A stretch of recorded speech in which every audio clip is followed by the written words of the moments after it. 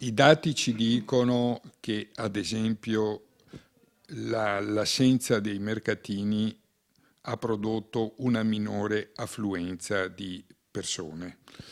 Le vendite si sono attestate sui dati dell'anno precedente e forse anche qualcosa meno. Altro che rinascita di Mestre. Secondo Confesercenti, il Natale 2015, al netto delle luminarie nuove di zecca, è stato un periodo all'insegna di una triste continuità per i commercianti del centro. Il problema vero è che è una città, ancora oggi, che non è in grado di attrarre i consumatori, di attrarre nuovi investitori che possano portare quella innovazione anche da un punto di vista commerciale necessaria.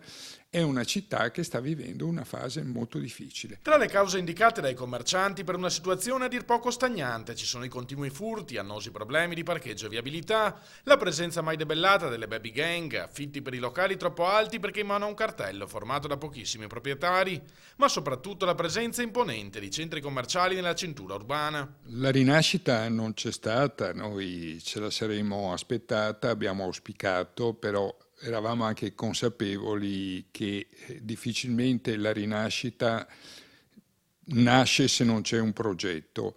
E quello che manca a Mestre è un progetto di rilancio della città, la città che deve ritornare ad essere competitiva.